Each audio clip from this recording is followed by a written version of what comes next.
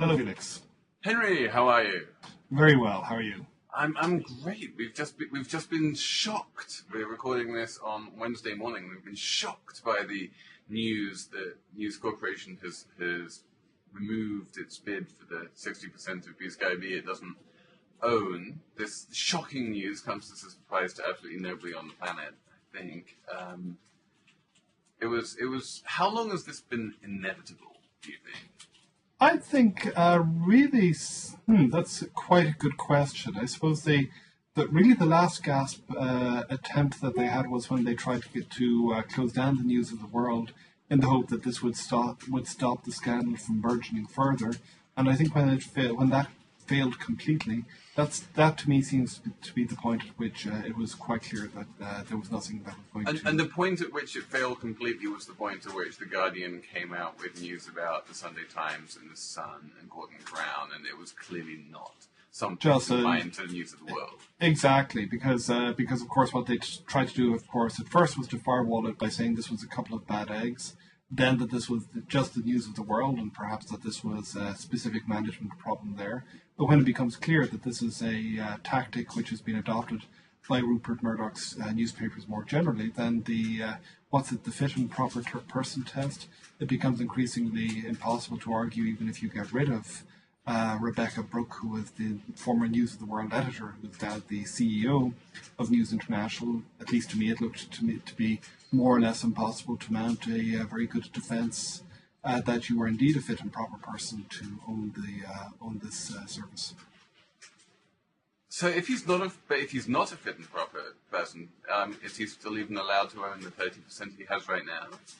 Well, that's you're the business journalist, so I presume that your antennae on this are rather better than mine. But certainly, that's the implication that I've gotten from a couple of people in London, that there does seem to be at least the beginnings of some questions to be asked there as to whether or not the share that he has at the moment should be taken away from him. And I suppose the other question is, from his point of view, does this make sense to maintain this effectively as a blocking minority with a fair degree of control, or does it make sense to sell out to somebody like John Malone, who presumably is interested in the property as a whole? So, again, I defer to your judgment here.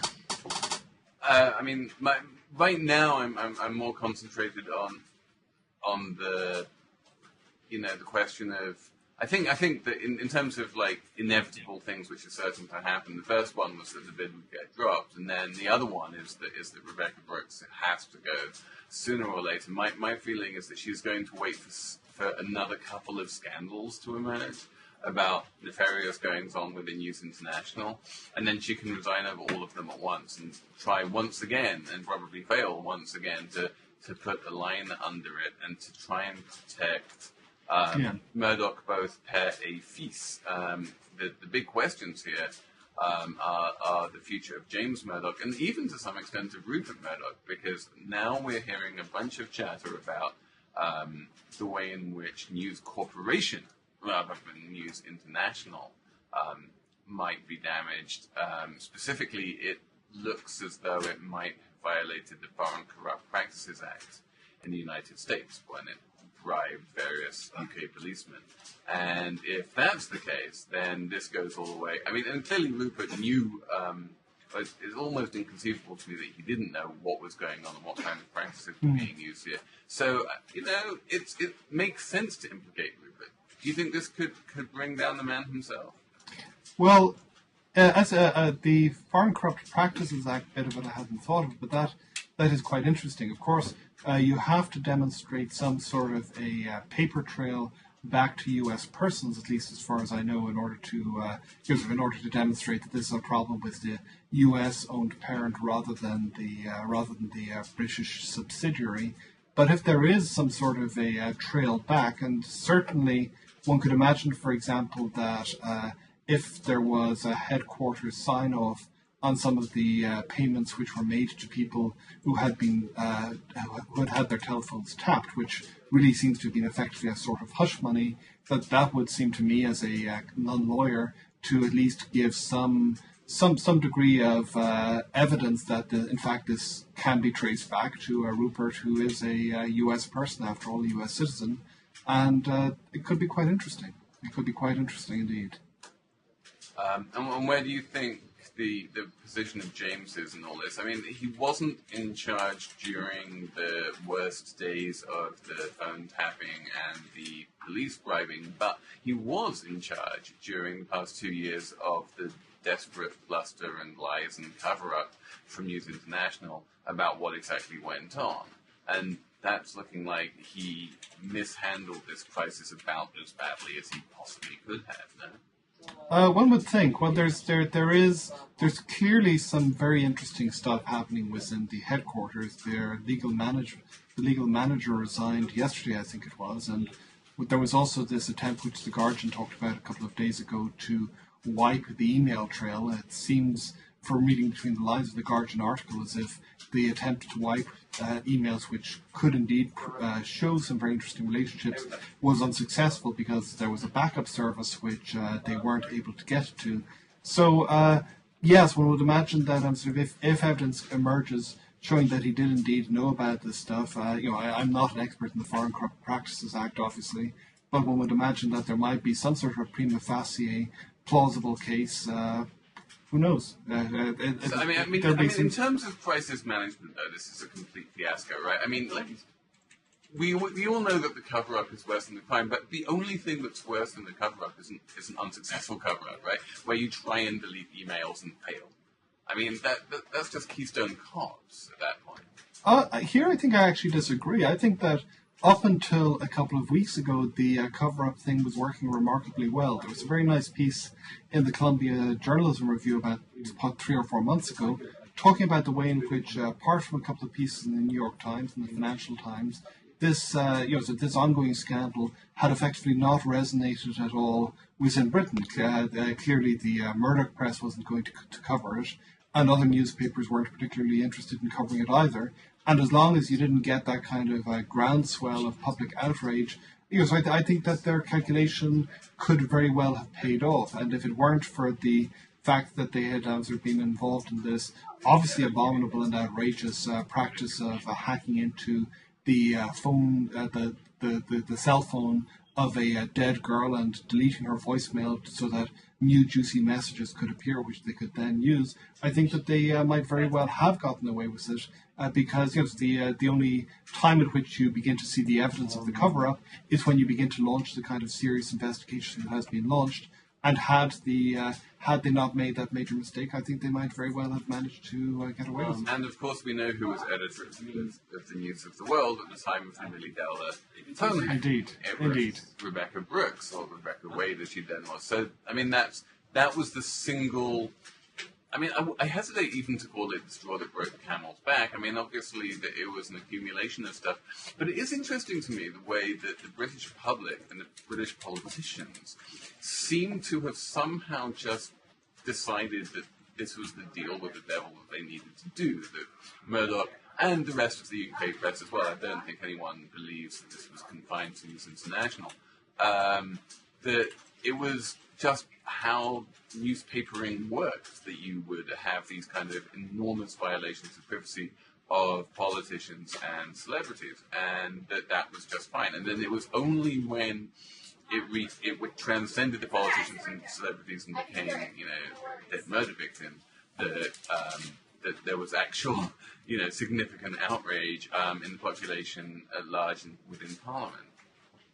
Well, what it reminds me of more than anything else, and this may seem a slightly odd analogy at first, is when I was in Ireland in the early 1990s when the power of the Catholic Church was broken. And literally this was something that happened within a period of a few days. There was a couple of simultaneous scandals which just burst. One regarding a well-known bishop who had been maintaining his mistress and his son using church funds. The child abuse scandals started to break. And there are 2 or 3 things which happened simultaneously, and suddenly the Catholic Church's power dwindled dramatically overnight. There's this sense of fear, the sense that one couldn't talk about certain stuff, or one was going to find oneself being pilloried in public, completely evaporated. So I wonder, whether this is the same thing happening here, that effectively part of the power of the Murdoch press, and indeed, as you say, of the tabloid press more generally, has been the fact that they can punish individuals very, very severely, as a bunch of politicians found out, Claire Short being one very obvious example, that they can punish individuals very severely, but that and that means that no individual has any incentive to go up against them. But suddenly, when they are, so when they sort of find themselves on the defensive, a whole lot of people who've hated the press and hated the way in which this press has been operating for 20 or 30 years suddenly are able to come together and are able to show that the emperor really does have no clothes. This is the UK's Arab Spring. This is like it's chaos theory, isn't it? Where you can slowly increase the pressure on something and increase a little bit and a little bit and a little bit and a little bit, and then suddenly it just collapses very, very quickly. And you never really know how much pressure there was or there is until after the collapse, and you're like, oh wow, this was on the verge of collapse all along. We just never knew. Well, you're a journalist and you're British. I don't know. I don't know whether you've actually practiced in Britain. What's your impression of the code among journalists? Because clearly, part of the reason why this has failed to take off in the past is that it was only the Guardian which was really pushing this stuff. So everybody else, there seemed to be a kind of a professional vow of silence or a mafia style of warfare. I've never worked at a UK newspaper. So I don't have any inside sort of insight into the psyche of the UK journalist. My gut feeling here, though, is that it is not coming from the sort of honour among thieves in the UK press, but rather that it's much more top down, and that the senior publishers and editors of most newspapers and the proprietors of most newspapers know that their hands are pretty dirty, and that the last thing they want is to start throwing stones, because if they do, the stones are very, very likely to straight back in their faces. So, it's an extraordinarily dangerous thing for any newspaper to do, because any newspaper which does it opens itself wide open to charges of rank hypocrisy. And so all credit to The Guardian for doing it. The News of the World actually tried. When The Guardian first started reporting this a couple of years ago, the News of the World ran this leader article, saying, hey, we made a couple of mistakes, but look at all of these dreadful things that The Guardian did. It didn't work very well, because The Guardian actually does turn out to have been quite clean. I'm sure if there was any sort of skeletons in Alan Rushforth's closet, they would have come out by now. Thanks to Rupert Murdoch. But it's true that the UK press in general has, it's very rare to find a newspaper proprietor in the UK, especially a for-profit newspaper proprietor in the UK, which has not engaged in these kind of activities. And so, I feel like the shoes are only beginning to drop here. I somehow can't imagine that we have this US talk show celebrity guy over here called Piers Morgan. No one quite realizes that he used to run a red top tabloid in the UK, and that he was up to his eyeballs in this kind of behavior, or so it would seem. It's almost he was talking about phone tapping like a decade ago, quite openly. So there's a lot of other shoes to drop, and I think that there's a lot of newspaper proprietors in the UK who are very worried about what's going to come out of the Mail, the Mirror, the Express, and just about everybody really, but the Guardian and perhaps the Independent.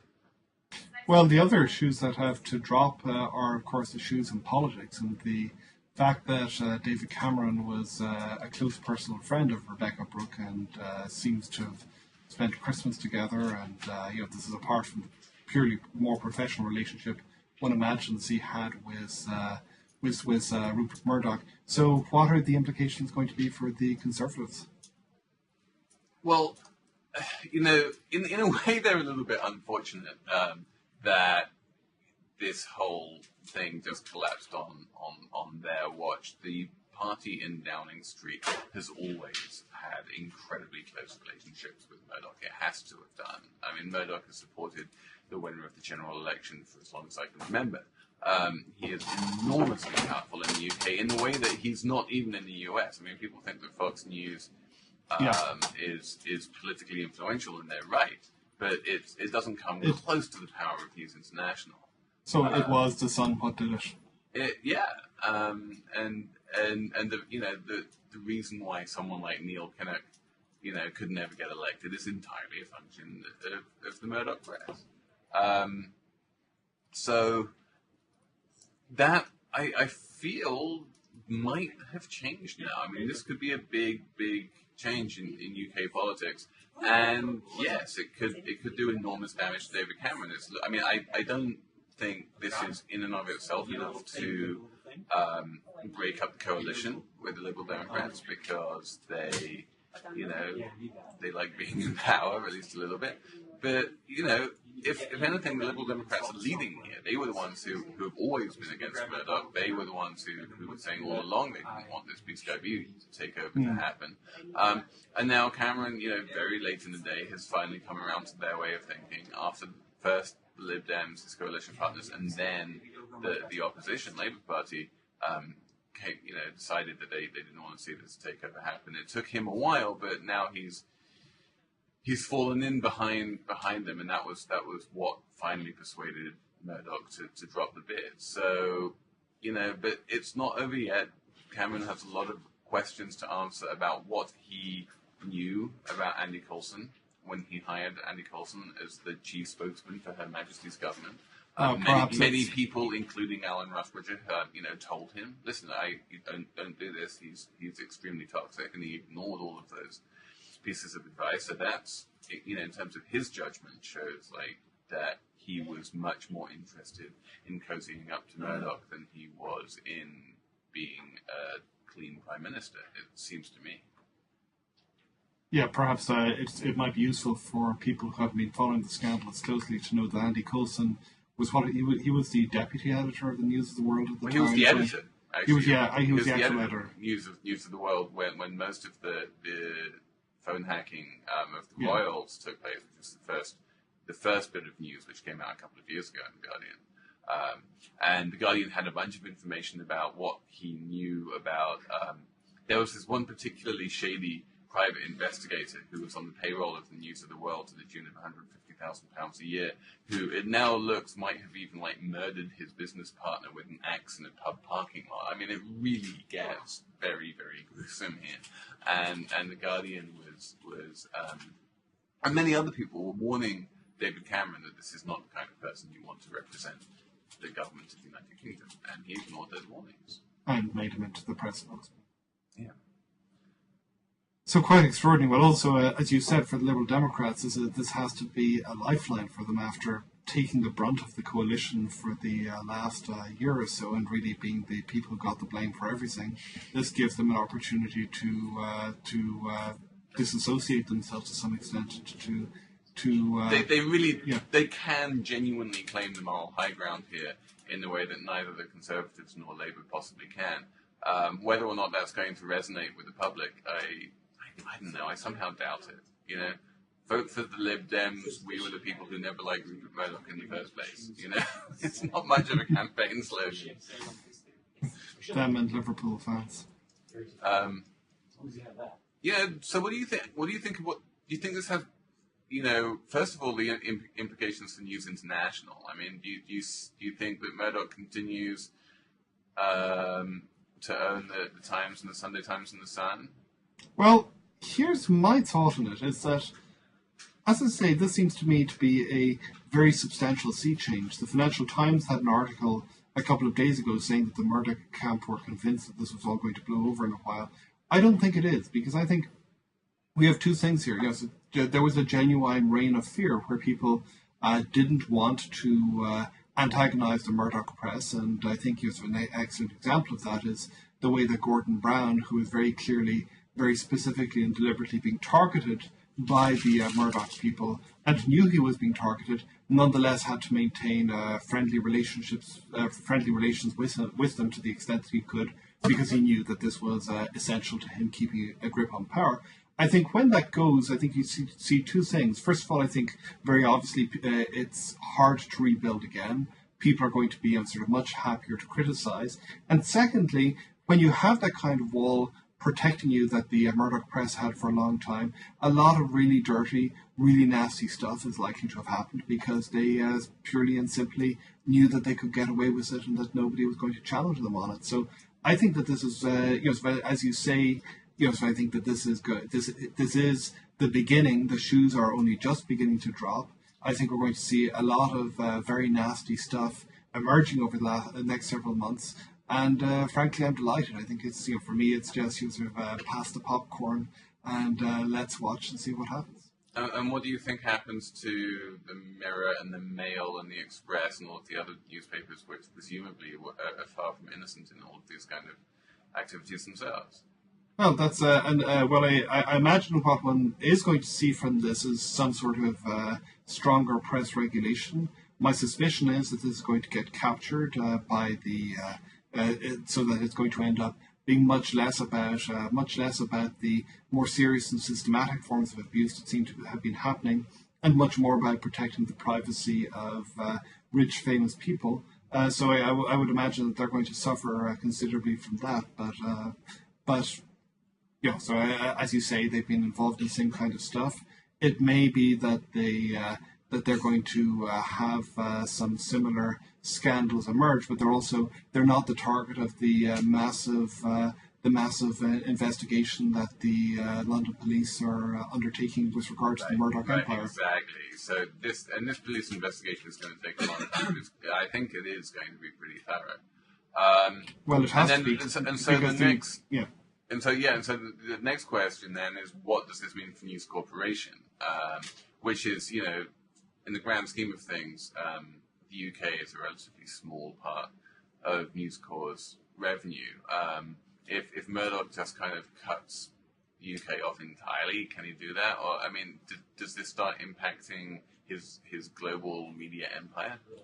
Well, as you say, so one would imagine that it has to that there at least are being questions asked, and indeed I see that a senator has begun to start making noises in the US about whether or not US citizens have been targeted as part of this.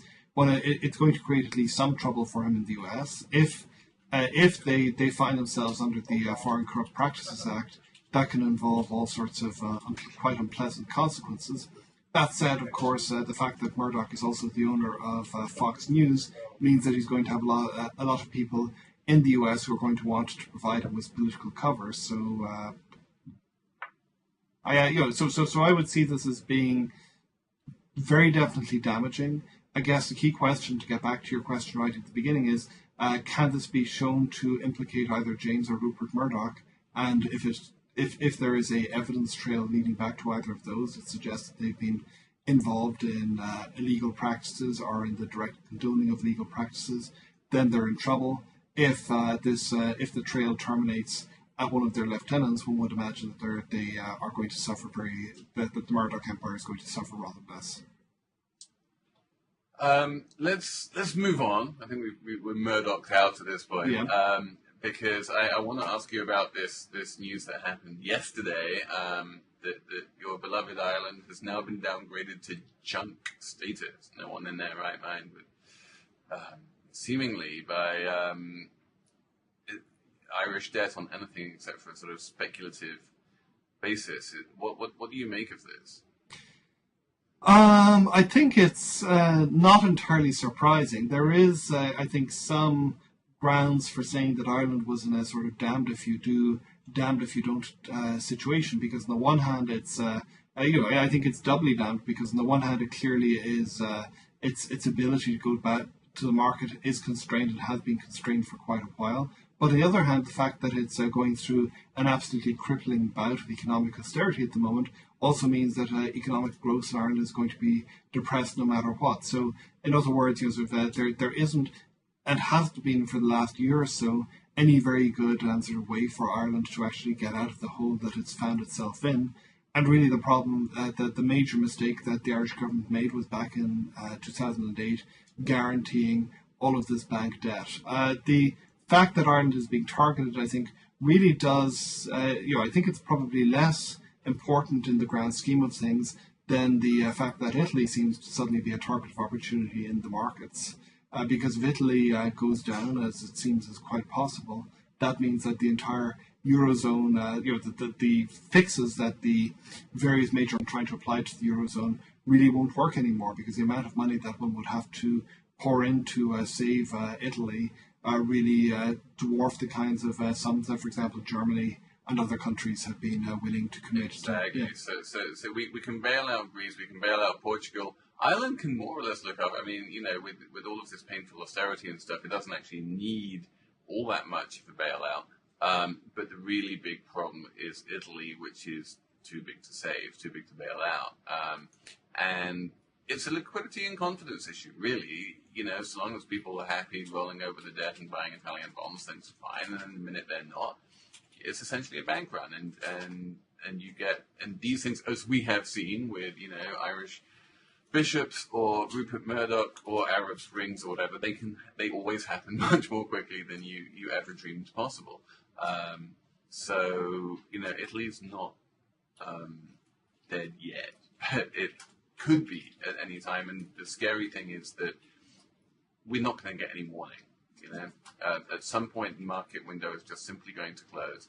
And when that happens, the Eurozone is in serious existential peril, I think. Yeah, well, I think I wouldn't put it quite as strongly as that, because here's what I think has been happening. If you talk to people, and perhaps you've talked to some of the same people or heard the same general conversations, it's been clear that Germany and France recognize that they've recognized for a while that the current situation is unsustainable, that that at some stage or another that Greece was never going to be able to go back to the market and attract and sort of get issue new bonds given the current situation. That so everybody knew that that Greece simply was not in a position to pay the money that it already owed, and so that there had to be some sort of a default procedure at some stage or another. But what the French and Germans had hoped to do was to push this back past the French presidential election and then the German federal elections for a period of about 18 months or 2 years, in the hope that this would minimise the political damages to the governments, and if the governments lost power, well, then it would be their opponents who had to deal with the unpleasant fallout, and too bad for them and whatever. And so I think that there has been this recognition that something has to be done, and that this is going to involve some sort of a default or a sort of a much more massive bailout at some stage or another. The question has been the timing, and so the Europeans, I think, quite blindly hoped and assumed that they're going to be able to get away with it for another period. This doesn't look like it's going to be the case, and so they're now. I think there is a rough consensus on what very broadly that there has to be major steps taken. The problem, of course, is that everybody wants to get off with paying the absolute minimum towards the bailout, and wants to offload the pain onto other people, whether those be other member states or whether those be the bondholders. So I think that there will be a solution. I don't think that this is going to lead to the collapse of the Eurozone, but I think we're going to see a lot of very messy, very painful politics over the next several weeks as the various parties fight it out to see. So let me like tease out some specifics about what you're saying here. You're saying there's going to be a solution. There's not going to be a collapse of the Eurozone. So basically, what you're talking about is debt restructuring / default without devaluation of individual currencies like countries like Greece or Portugal. Right? Well, I doubt that they're going to get kicked out. What I see is some sort of combination of effective default, probably labelled in some other way in the hope that the ratings agencies... It'll be a market-friendly restructuring. will blink their eyes, and that this is going to be combined in some way with a implicit or explicit move towards a general European bond mechanism, which is intended to provide a mechanism for issuing debt in the future, and will Italy wind up defaulting in that sense as well? That's a very interesting and very good question. And frankly, one which I do not have an answer, which I don't have an answer to. So Italy, it's so in Italian, it's a per si muove, which is to say, so this it shouldn't work, but nonetheless, it somehow manages to keep on going. It's managed to keep on going for a period of about 20 odd years, with with extraordinary economic inefficiency. The north of Italy is works pretty well. The south of Italy does not work well at all. Well, Italy it's one of these, it sort of recapitulates Europe on a sort of national scale, doesn't it? I mean, it technically has been unified since the war, but to all intents and purposes, it really hasn't. There's no real labour mobility there. It's a bunch of small little states which don't talk to each other very much and which don't really like each other very much and which keep on saying that they want to break up. And yet, it issues debt at the national level, and it has this sort of federal, national government overlaid upon a bunch of much smaller sort of natural political units, which it looks very European in that sense. Yes. And you get these sort of transfers from the south, from the north to the south, which neither side is particularly happy about. And maybe the way that Italy has managed to muddle through over the past 60 years is kind of a model for the Europeans. But the best that they can do is become this inefficient structure. I moved to Germany in 2000, around the time when the Eurozone was really coming into being. And I can remember the first day that I was there, I didn't speak very much German, so I went out, I moved into my flat, and I went out to find a place to eat. And so I wandered into an Italian pizzeria, and started talking to the proprietor in Italian because my German wasn't all that good. And he started complaining about his German customers. They didn't appreciate good pizza. They expected pizza to be delivered in 5 minutes, even though it took 10 or 15 minutes to bake. Anyway, so I was giving out stink about the Germans, and then suddenly this big smile springs on his face. He said, "Yeah, but we really fucked them by getting into the euro." And so that That to me has been the parable of the Eurozone ever since. This experience of this restaurant owner is just a sheer delight. Okay, the Germans were assholes; they didn't understand Italy, but Italy had screwed them. And Spain as well. I mean, what we used to call the convergence trade. That you had Italy and Spain, all of it. Their bonds were happily trading at 15% yields for decades, and then suddenly everyone was like, "Oh, we're Eurozone now," and everyone's the same. So they collapsed down to sort of 3% yields, and anyone who owned those bonds made an absolute fortune. And now, that's probably going to unwind, and that unwind is going to be incredibly painful, not least for the European banks. I mean, Ireland's banks were disastrously bailed out by the Irish government.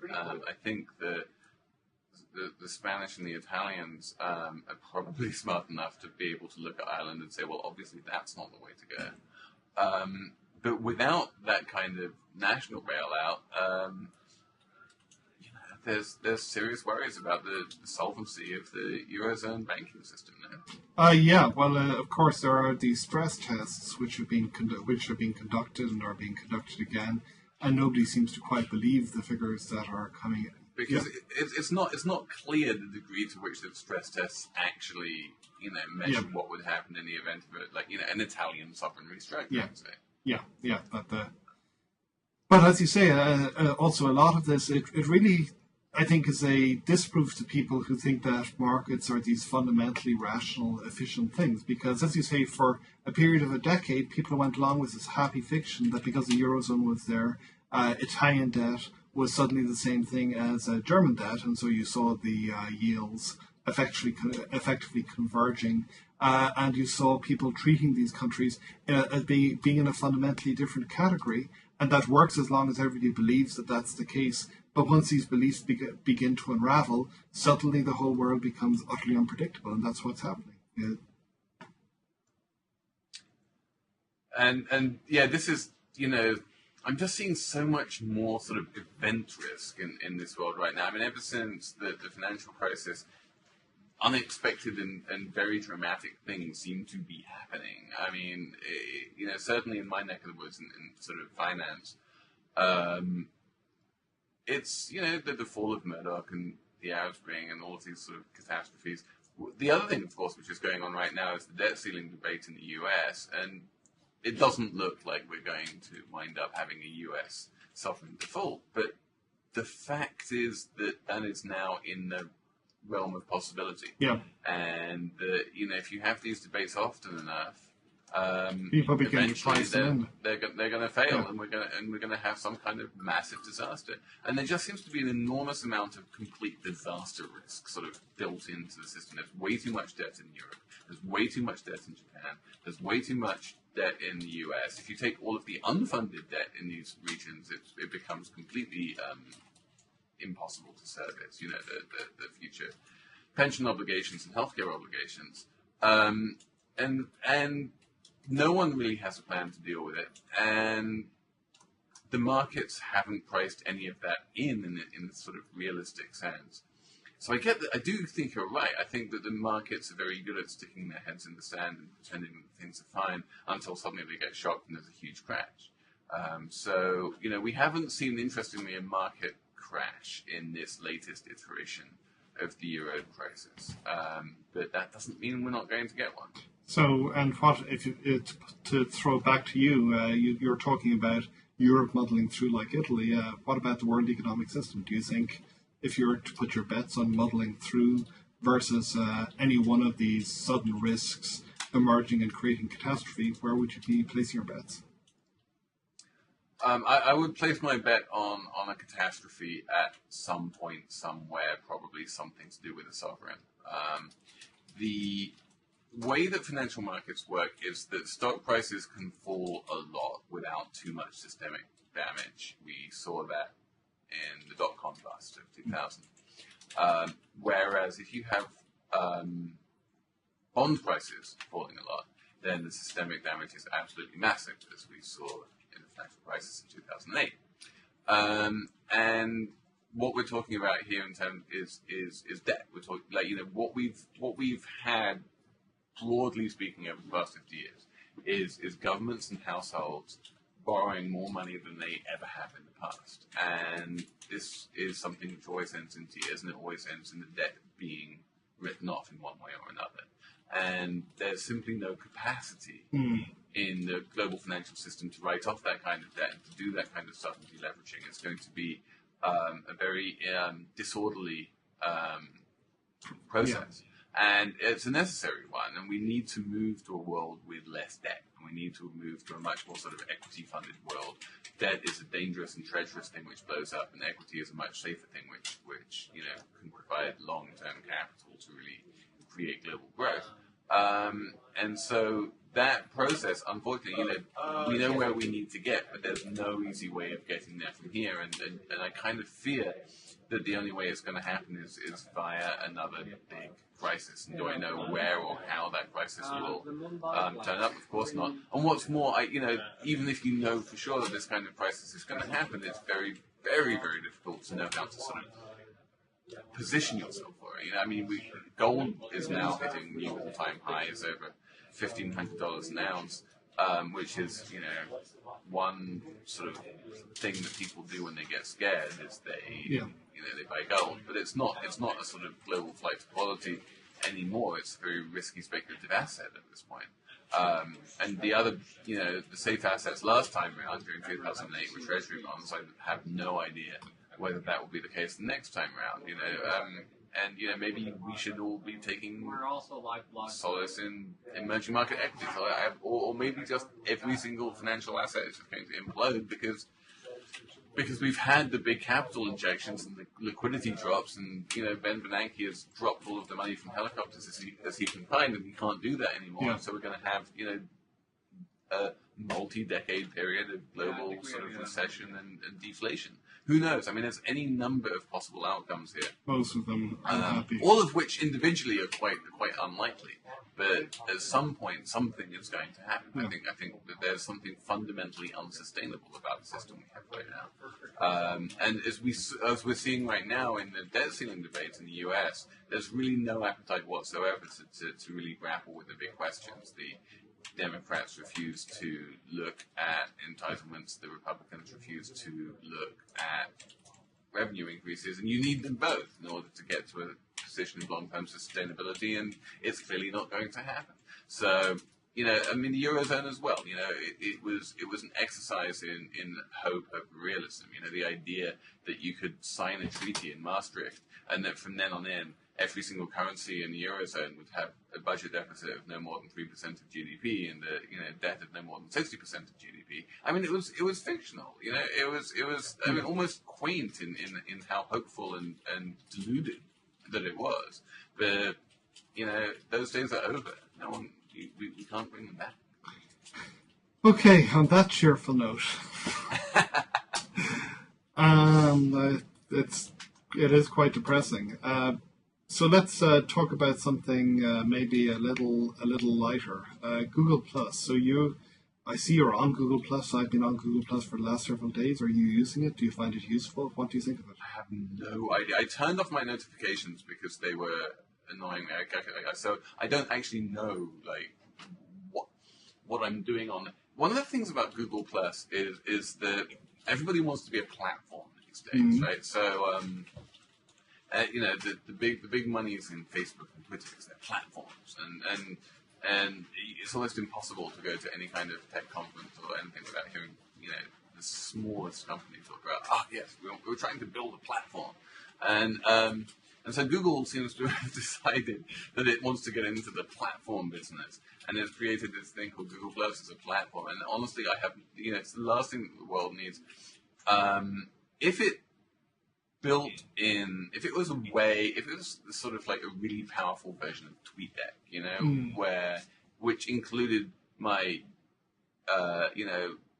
status updates from friends on Foursquare and from Twitter and from Instagram and from Facebook and from Tumblr, and they all just sort of appeared in one place along with people who just used Google, and all the duplicates were stripped out, and I could just it would be a sort of one-stop shop for everything I needed to do, then that would be one thing. But as far as I can tell, it's not that. If you want to put something on Google Plus, you need to put it on Google Plus. You need to actually, sort of go there and do that.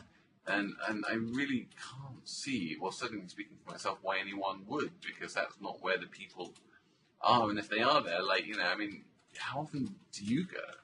I've been using it quite a bit. Well, again, I may be a slightly unusual person, but I got out of Facebook about 1.5 years, 2 years ago because I found the privacy stuff increasingly annoying, not because I expect companies to respect my privacy in any grand way, but because Facebook its model seemed to be all about trying to get you to communicate as incessantly as possible with as many different people in as undifferentiated a way as possible. And so that means that it's really very hard, if you want to have some stuff for family, some stuff for friends, some stuff for people who are engaged in conversation about academics or about politics or what have you. It's really hard to separate this stuff out from each other. And Google Plus does that quite well, but I think the more fundamental thing here is that I think that the Google profit model is a different model and is one which is, which I think is going to be at least less annoyingly, obtrusively, privacy unfriendly than the Facebook model. Because as you say, everybody wants to create platforms, but when they create platforms, sometimes they're not quite sure what to do with them. You look at Twitter.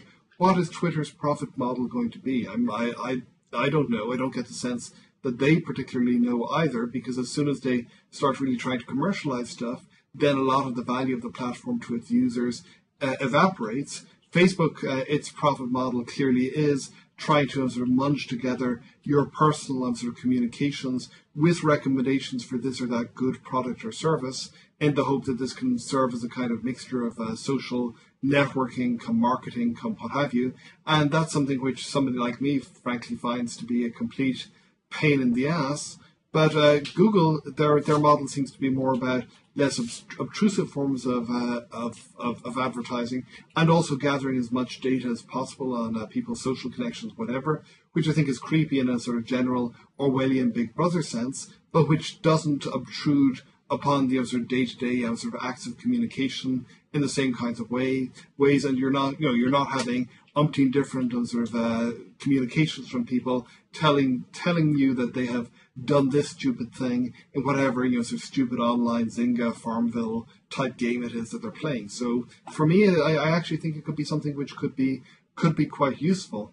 I also think that that if I were LinkedIn, I'd be particularly worried because because it allows you to do that kind of stuff, sort of to communicate purely with people who you have a business relationship with, and to firewall that away from your personal communications in a way that I think is going to hurt specialized, specialized players like LinkedIn in a very significant way if this begins to take off. As it seems to be taking off. Yeah, I have to say I'm slightly befuddled at the way in which everyone seems to love LinkedIn these days. I don't understand LinkedIn. I've never managed to use it. I've never got any value from it. I mean, I'm on it, but it doesn't have really basic things like just someone's email address, which is so much easier to get from Facebook than from LinkedIn. It seems like borderline evil to me, and I don't like it. But a lot of people do. I mean, the one thing it has is it has this kind of veneer of professionalism to it. People don't use it to post pictures of their cats. Yeah. Is that really worth however many billions its market capitalization is these days? I don't know.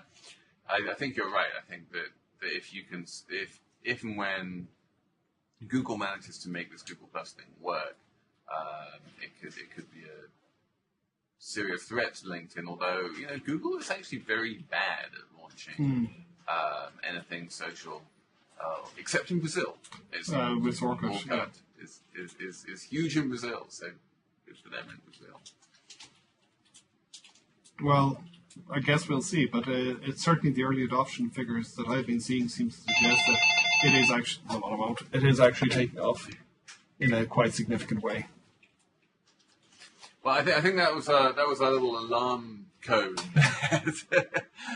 to get on with the old-fashioned methods of communication, which involves like talking to people on telephones rather than these newfangled things where people send you messages on Google Plus and you don't actually know that they have because you've turned the communication settings off in the wrong way.